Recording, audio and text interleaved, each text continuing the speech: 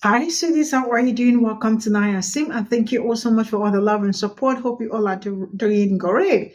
So, the Pakistani young man who made a video about Black women also made a part two. They're Black women, and he said that he got so many hate messages or hate something over his video to Black women and all that. And also, he felt like it was a compliment when he was doing the video, right? And he went also further to say that being a superhero, it's a lot of pressure.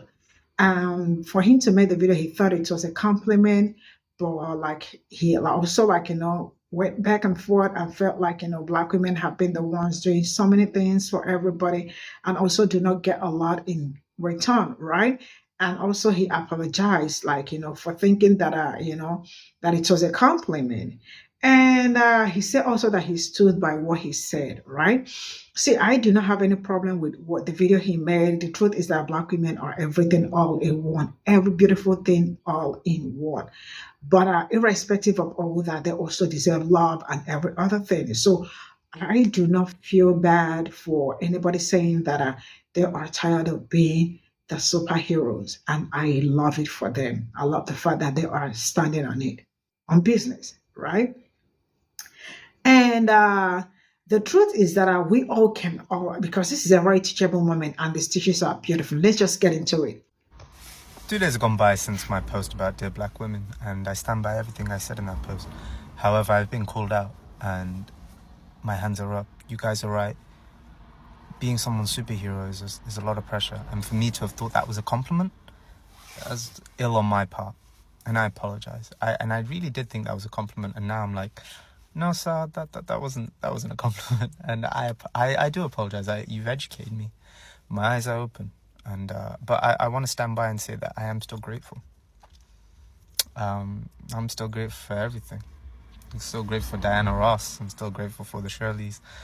I'm grateful for all of it. Okay, and I'm hoping that even after this video and even after my original video, that you'll still love me tomorrow.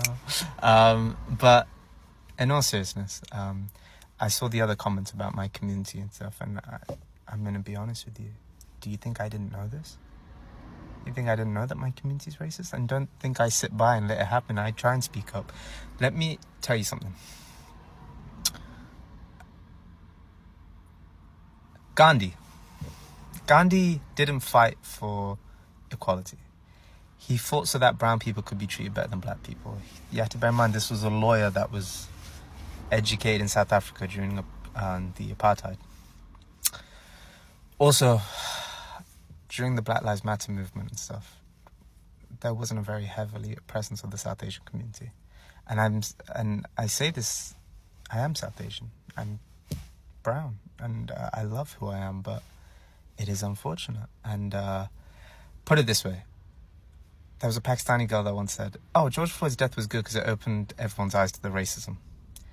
It took a young black girl to lose her father for everyone to realize that the police are corrupt. That's what it took. And it's just crazy how we see black people's lives as like pawns, like it's sacrificable, like it's nothing. And that's far from the truth. I'll tell you right now, when Muhammad Ali died, I spent the entire night crying and praying to Allah that just bless him. When I learned about Malcolm X, I remember thinking just how incredible this man was. When I listen to Nina Simone and I hear what she said about Baltimore and the metaphors behind it, and how she stood up to the record labels, and you realize that these people did more than anyone could have ever. And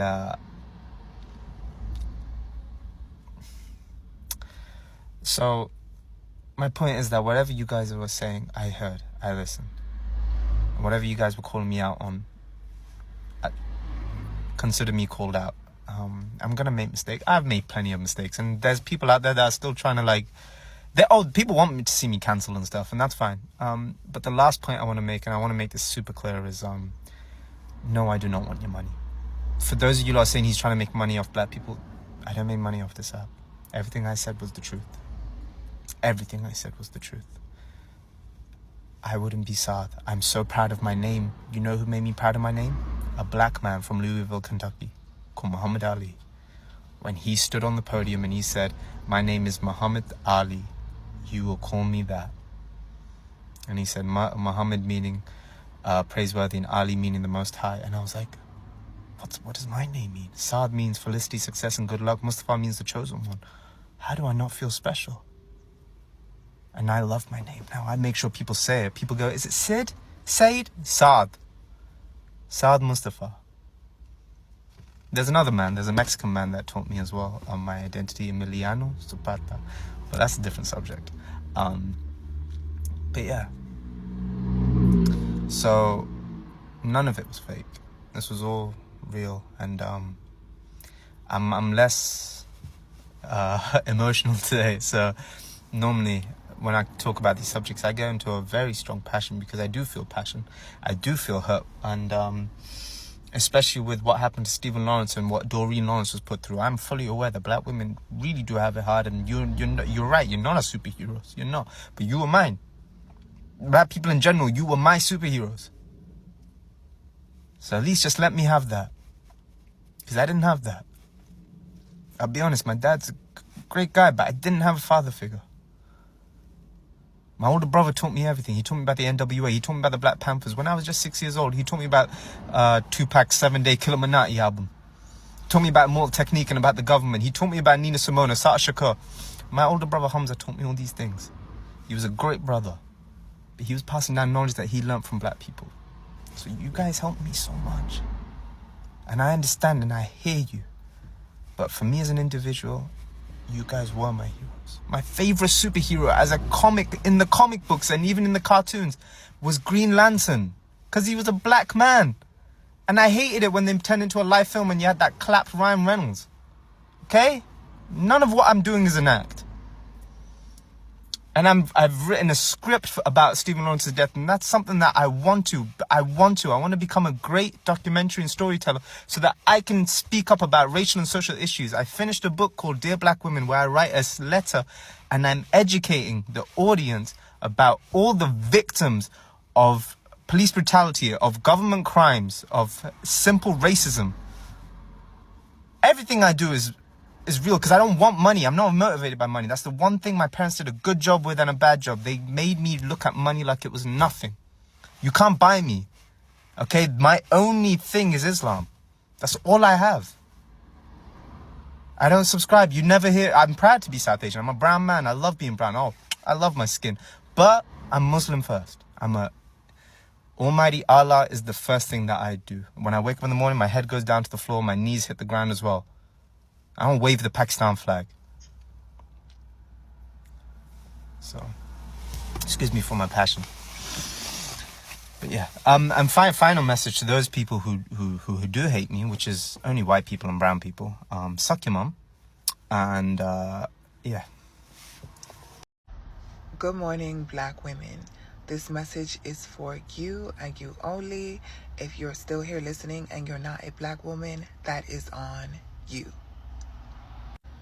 Black women, say no today. Remember that no is a complete sentence.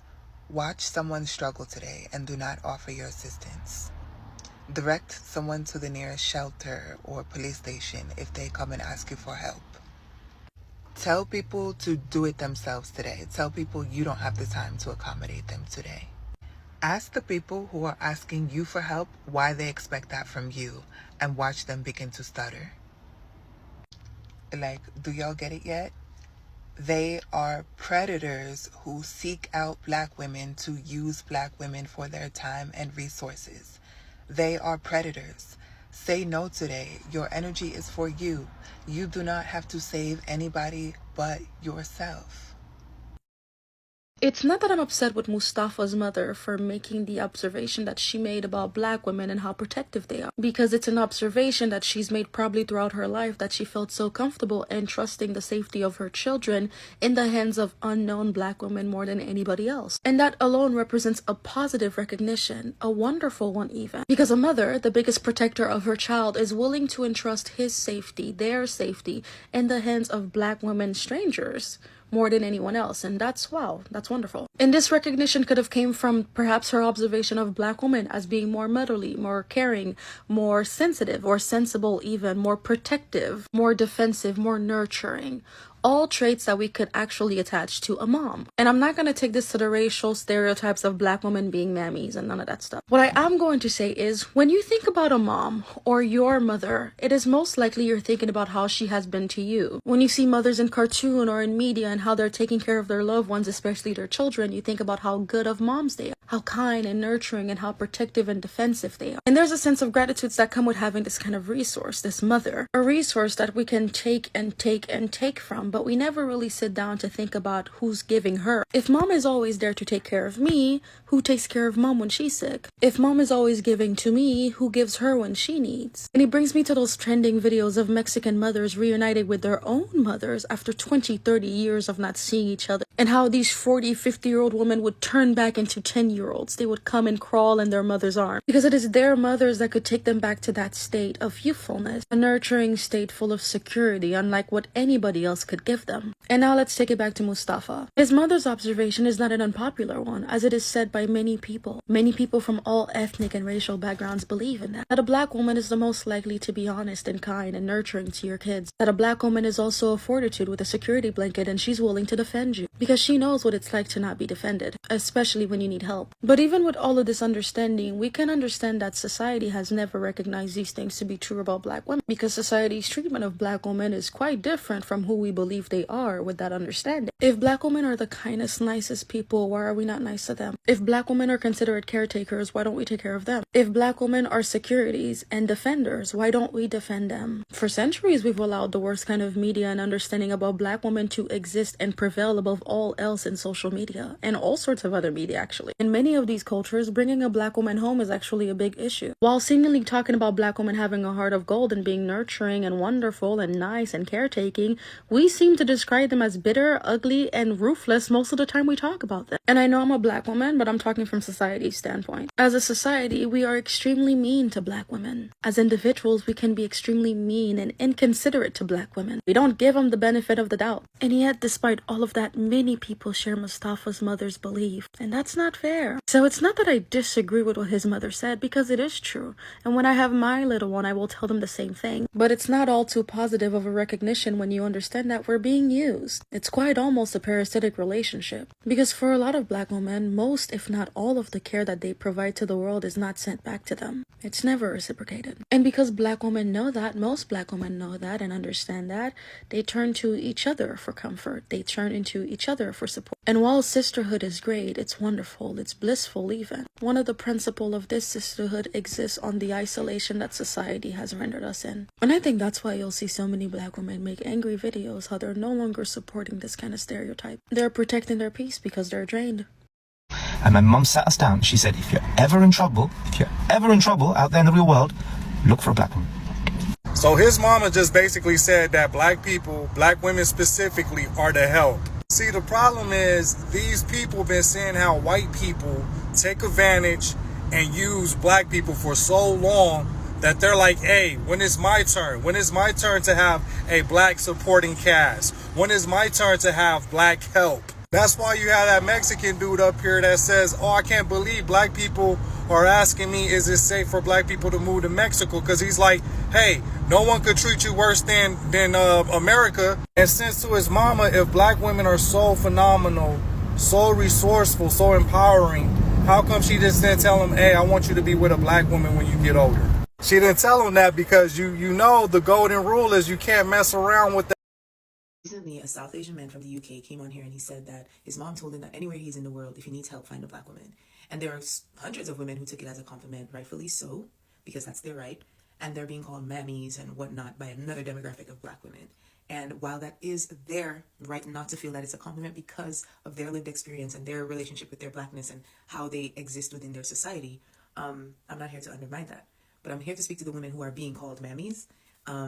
You're not wrong for taking it as a compliment, because not all of us have the same lived experience. Not all of us grew up in oppressive societies. Not all of us see helping as a burden, right? I can speak for myself. Growing up in the Caribbean, growing up as a Dominican woman, there's never been a time where my kindness was gendered, where kindness is gendered, where help is gendered. The men help just as much as the women. There's not this overwhelming burden on the women to be good people. You know, I've never not felt supported by the men in my society. I've never not felt protected by the men in my society. I can depend on the protection of the men in my society. There are many times where I've seen certain things happen. I'm like, West Indian men would never just stand by and let this happen. Those of us who did not grow up in individualistic societies, we don't see help as a burden. We don't keep a tally. We don't see it as something transactional, because it's not just us doing it, it's the society doing it. So I help you, you help me.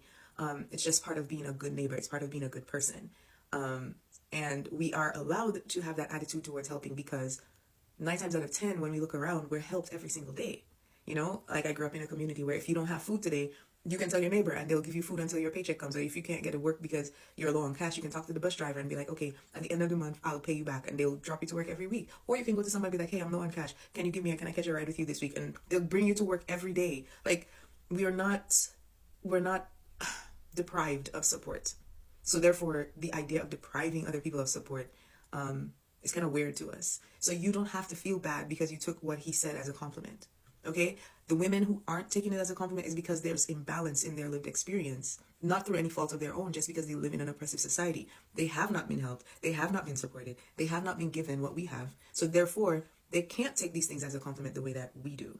So while I will not discredit their experience, because it's very real and it's very hard to watch, and I wish they had a different reality, but we shouldn't be made to feel bad because of ours and our responses, because we're able to hear these words differently. So it's hitting our spirit differently.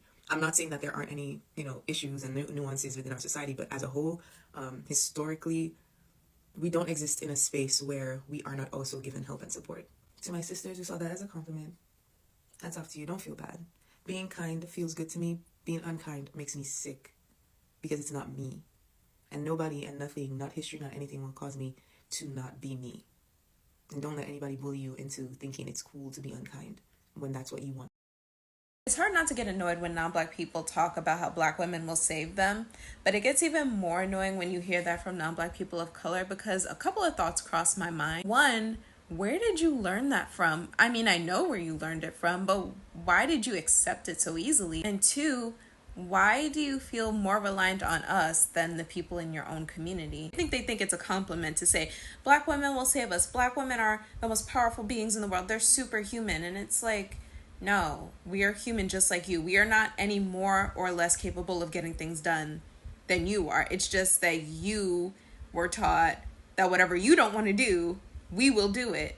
And I don't like that. That's actually not cool. I'm not saying that you can't engage with us, but I am saying, like, what makes you think that we're superhuman and can solve problems that you can't solve yourself? It's like, do you ever stop to consider that maybe we don't want to help you? If we say no, if we say we actually don't want to, or we don't have the emotional bandwidth, or we just frankly don't give a shit, then we're the bad guys and people call us everything but a child of God. Have you ever considered the fact that we are basically forced to overperform, because if we don't overperform, we'll be seen as lazy or bitchy or inconsiderate or selfish? This shows up in a lot of different areas of life. If you think about how many Black women feel the need to over-excel in academics and in the workplace, and a lot of times they don't really get recognition for that, it's because we're expected to do like twice the amount of work for just basic human recognition. The most frustrating thing about it as a Black woman, though, is that I genuinely do like helping people. I like being kind to people, but I often have to question, like, do I genuinely like helping people? Do I like being kind to people, or was I just conditioned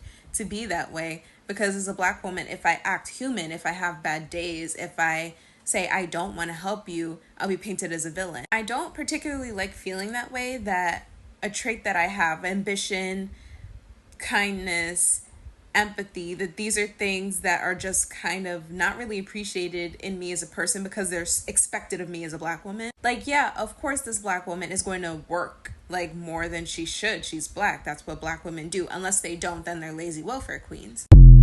No. And I know you mean well with this video, sir. I know you mean well, but no. Black women have always helped the entire world, and yet when we need help, no one's here for us. Did you know that about black women? Did your mother tell you that also about black women? We are tired. We're tired, okay? We're not saving anybody other than ourselves, meaning black women and black girls at this point. I'm not even interested in helping the men in my own community. They can't even get any help from me. And on another note, men should not be asking women for help. Men should not be asking women for help. No. So please understand that for generation after generation after generation, black women have done everything. We have done the most. We are the most successful in our own community. The black community is still standing because of black women, not because of the men. Because if it was up to the men, it would have been torn down a long time ago.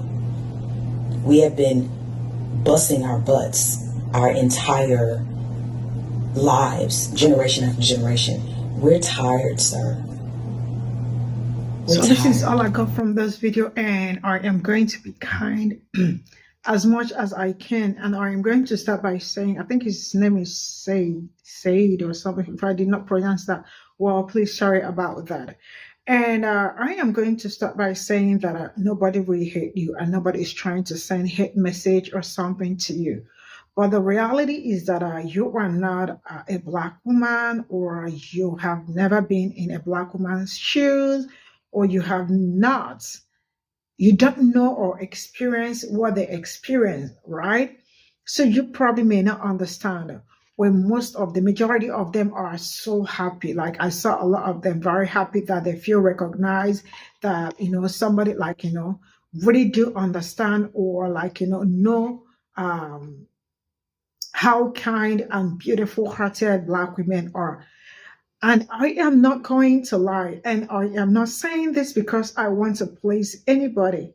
That is a black woman. And it is in their nature to be kind, to be lovely, to be amazing, to be anything. And that is what you expect from a black woman. Black women are super very kind.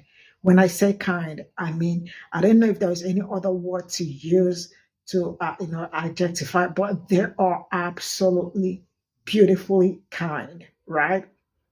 That is them. They are the mothers of the world, right? But the same people, just like every other person explained, the same people that takes care of every other person. I mean, they care, they nurture. There is nothing they do not do. I mean, they are like the world eyes, right? When you are sick, they are there. When everything is not right, they are there. Like they are always there to protect, to provide, to do everything that they are supposed to do as mothers, right? Who takes care of them when they are down, when they are broken, when they cannot stand, when their heart aches, the way they can't breathe, when they can't move, when they can't speak, right? Who protects them? Who provides for them, who gives them strength and all that, right? So I hope you understand the angle that some or majority of them are also coming up from. And they are not saying that they do not appreciate what you said. They absolutely do appreciate. But the same people that are everything in one, they are absolutely tired. They also deserve the love that they give out. They also deserve to be appreciated. They also deserve to be lifted. They also deserve to be encouraged. They deserve every beautiful thing anyone can ask for. And when I say they are tired of nurturing everybody and nobody nurtures them, right?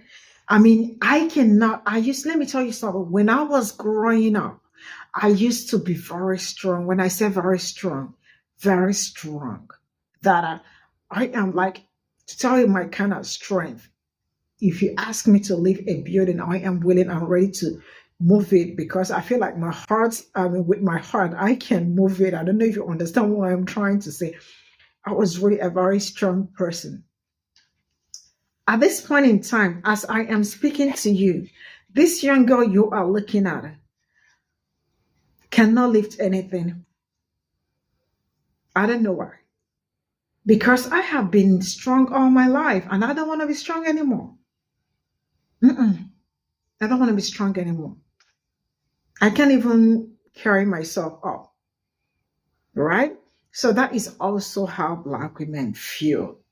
You know, the truth is that when you've been strong all your life, you yearn and long for baby girl treatment.